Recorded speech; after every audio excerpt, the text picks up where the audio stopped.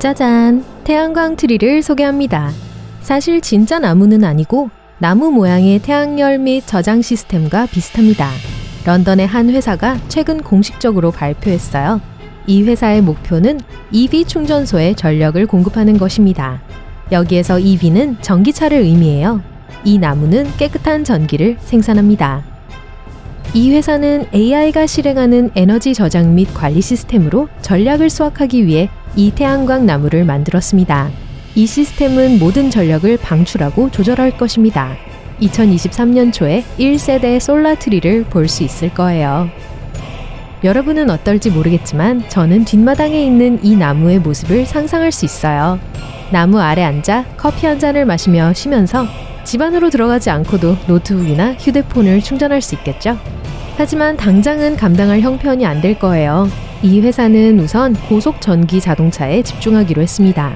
이 나무들이 대량 생산되면 더 저렴해질 것이라고 합니다. 아직 기회는 있어요. 이 나무에는 방막형 태양 전지가 있습니다. 5kW를 생산할 수 있어요. 냉장고, 세탁기, 에어컨, 오븐, 온수기, TV를 작동시키기에 충분한 전력입니다. 식물과 태양열을 결합한 제품을 생각해낸 것은 이번이 처음이 아닙니다. 스마트 플라워에 대해 들어보셨나요?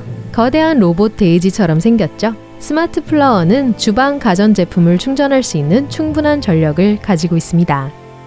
그렇다면 태양열 나무는 어떻게 작동할까요? 태양광 나무는 잎으로 햇빛을 흡수합니다. 잎은 광전지를 통해 빛을 전기로 변환하죠. 그런 다음 전기는 나무 몸통처럼 생긴 중앙 기둥을 통해 내려가 내부 배터리로 들어갑니다. 일부 디자인에는 하루 종일 움직이는 회전 패널이 있어 나무가 더 많은 햇빛을 받아 더 많은 전기를 생산할 수 있습니다. 태양광 발전소를 건설할 때 고객은 대부분 20에서 25년 동안 사용할 수 있다고 명시된 전력 구매 계약을 체결하게 됩니다. 그렇다고 해서 그 이후에 발전소가 쓸모 없어진다는 의미는 아닙니다. 실제로 태양광 발전소의 인프라는 매우 안정적이며 패널은 40년, 심지어 50년까지도 사용할 수 있습니다. 그 이후에는 상대적으로 저렴한 가격으로 훨씬 더 효율적인 새 모듈로 교체할 수 있습니다. 충전해야 할 물건이 점점 더 많아지고 있기 때문에 이제 더 많은 에너지원이 필요합니다. 이 아디다스 알릴라 축구공처럼요. 처음에 생각해보면 축구공을 휴대폰처럼 플러그를 꽂고 충전해야 한다는 게 이상해요. 하지만 월드컵이 열리기 몇 달 전 우리는 이것이 실제로 일어날 것이라는 소식을 들었습니다. 인공지능 센서 기술이 적용된 공이 등장할 예정입니다. 이 공의 목적은 심판의 판정을 더 정확하게 내리는 것입니다. 또한 경기 데이터와 통계를 수집하여 사람들이 경기를 더 잘 분석할 수 있도록 도와줍니다. 내장 센서가 작동하는지 확인하려면 매 경기 전에 충전해야 합니다. 배터리를 완전히 충전하면 6시간 동안 사용할 수 있으며 이는 실제 사용을 기준으로 합니다. 공을 사용하지 않으면 18일 동안 지속됩니다. 경기 중 공을 교체해야 할 때도 시스템이 자동으로 공의 센서를 활성화하기 때문에 별도의 조치를 취할 필요가 없습니다. 태양에너지는 지구상에서 가장 많이 보유하고 있는 에너지원입니다. 매시간 지구에 도달하는 태양에너지는 전 인류의 연간 전력 수요를 충족할 수 있을 정도로 많습니다.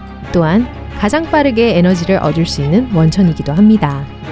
밤새 휴대폰을 꽂아두는 것도 피하시나요? 대부분의 사람들이 생각하는 것만큼 큰 문제는 아니며 그렇게 해서 휴대폰이 망가지지는 않습니다.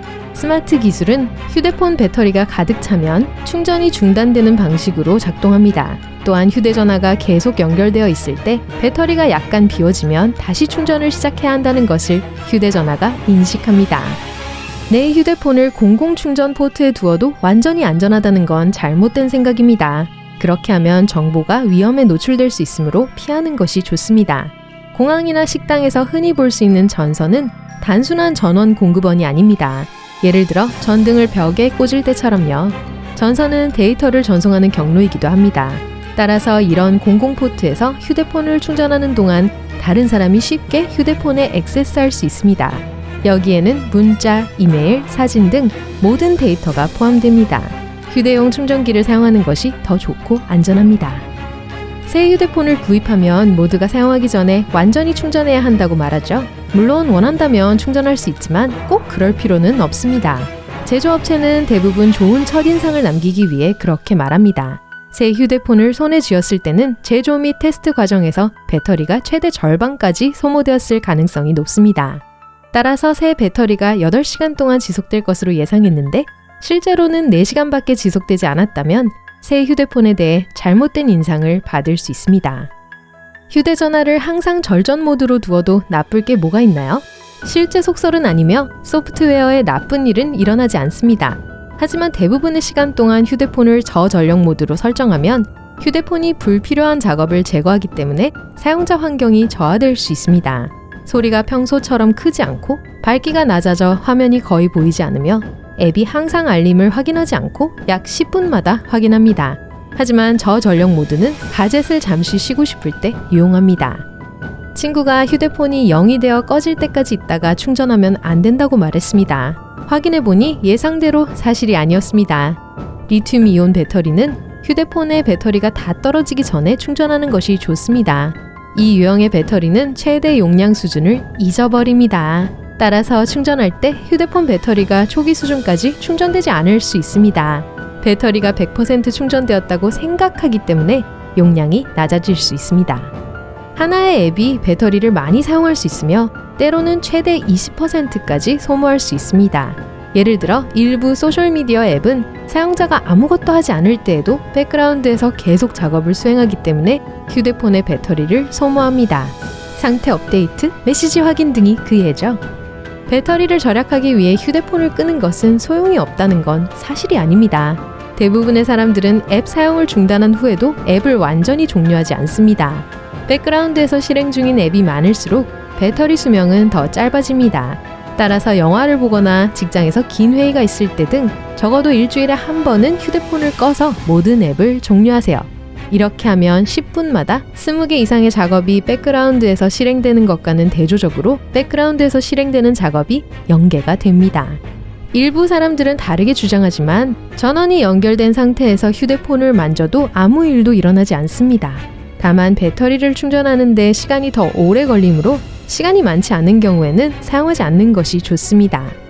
제가 가장 좋아하는 속설 중 하나는 충전기를 잃어버렸을 때 정품이 아닌 충전기를 구입해서 돈을 아끼라는 겁니다.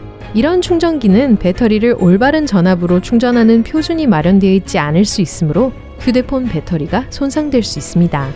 컴퓨터에서 휴대폰을 분리할 때 꺼내기를 누를 필요가 없다고요? 아니요, 꺼내기를 누르지 않으면 파일이 손상되거나 휴대폰이 백업을 완료하지 못할 수 있습니다. 와이파이를 항상 켜놓고 검색해도 걱정하지 마세요. 약간의 에너지가 필요하지만 그렇게 많지는 않아요.